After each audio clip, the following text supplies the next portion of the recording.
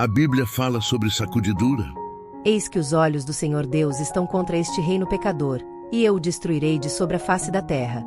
Mas não destruirei de todo a casa de Jacó, diz o Senhor. Porque eis que darei ordem, e sacudirei a casa de Israel entre todas as nações, assim como se sacode grão no crivo, sem que caia na terra um só grão. Todos os pecadores do meu povo morrerão à espada, os que dizem, não nos alcançará nem nos encontrará o mal. Pois no meu zelo, no brasume do meu furor, disse que naquele dia, será fortemente sacudida a terra de Israel. Por que a igreja de Deus precisa de uma sacudidura? Deus tem na terra uma igreja que é seu povo escolhido, que guarda os seus mandamentos.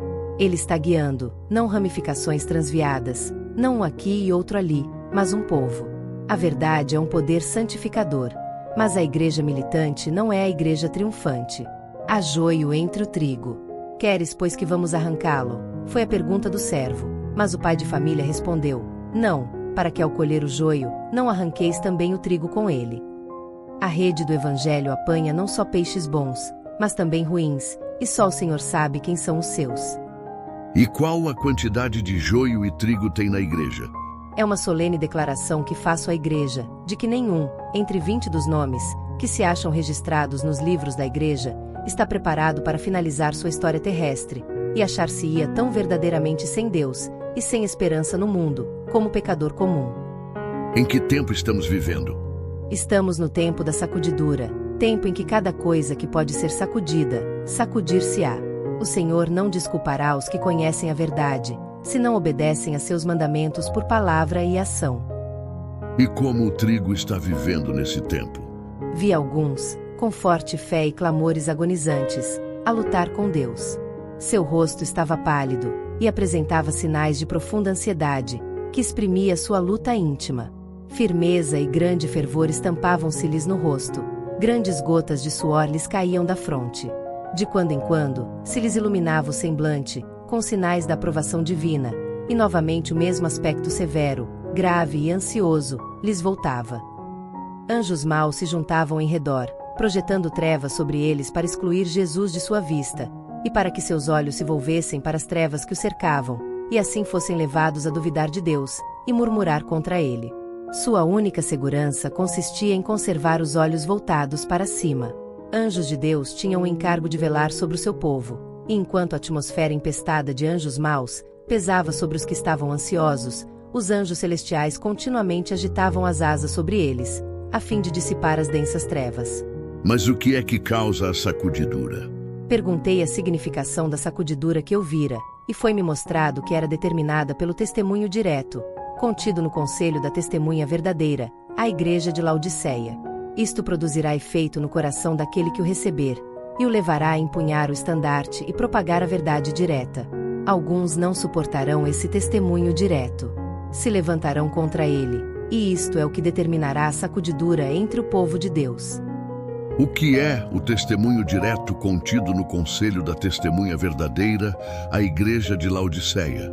E o dragão irou-se contra a mulher, e foi fazer guerra ao remanescente da sua semente, os que guardam os mandamentos de Deus, e têm o testemunho de Jesus Cristo.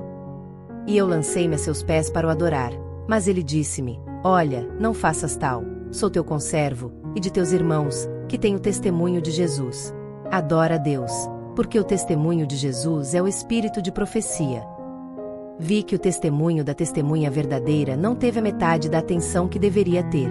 O solene testemunho de que depende o destino da igreja tem sido apreciado de modo leviano, se não desatendido de todo.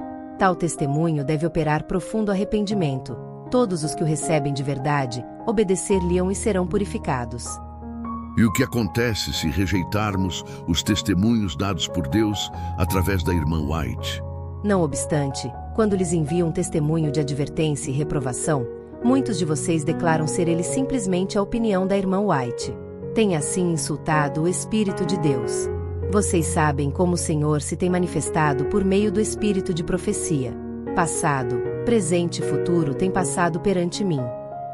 Mas como seria se rebelar contra o Senhor? Muitos de nosso povo, que se afastaram dos velhos marcos, e seguiram seu próprio entendimento. Se procurarem desviar-se do conselho de Deus, para seguir suas próprias opiniões, se solaparem a confiança do povo de Deus, Nos testemunhos que ele lhes enviou, estarão se rebelando contra o Senhor, tão certamente como Coré, Datã e Abirão. O que devo fazer para não ser sacudido fora? Nos tempos antigos, Deus falou aos homens pela boca de profetas e apóstolos. Nestes dias, ele lhes fala por meio dos testemunhos do seu Espírito. Nunca houve um tempo no qual Deus instruísse seu povo mais intensamente do que os instrui agora a respeito de sua vontade e da conduta que deseja que sigam. Mas aproveitarão eles os seus ensinos? Receberão as suas repreensões e acatarão as suas advertências? Deus não aceitará obediência parcial, não aprovará nenhuma transigência com o próprio eu. Os que desprezam a advertência serão deixados na cegueira, para se iludirem a si mesmos. Mas os que lhe dão ouvidos, empenhando-se zelosamente na obra de afastar de si os seus pecados, a fim de terem as graças necessárias, abrirão a porta do coração, para que o querido Salvador entre, e com eles habite. Por que muitos não querem ouvir os testemunhos? Os testemunhos de seu espírito chamam a atenção para as Escrituras, apontando-lhe seus defeitos de caráter e repreendendo seus pecados. Por essa razão vocês não os ouvem. E para justificar sua conduta carnal e amante de facilidades, vocês duvidam que os testemunhos provenham de Deus. Se os irmãos obedecessem a seus ensinos, estariam certos de sua origem divina. Lembrem-se, a incredulidade de vocês não afeta sua autenticidade. Se eles são de Deus, permanecerão. Como nos proteger para não sermos enganados? Os homens poderão apresentar um ardil após o outro, e o inimigo procurará desviar as almas da verdade. Mas todos os que creem que o Senhor tem falado por intermédio da irmã White, e lhe tem dado uma mensagem, estarão livres dos muitos embustes que surgirão nestes últimos dias. Mas alguém vai conseguir suportar passar pela sacudidura? O Senhor tem servos fiéis, que se hão de revelar no tempo de sacudidura e prova. O verdadeiro crente permanecerá firme como uma rocha, tornando-se mais forte a sua fé, sua esperança mais viva do que nos dias da prosperidade.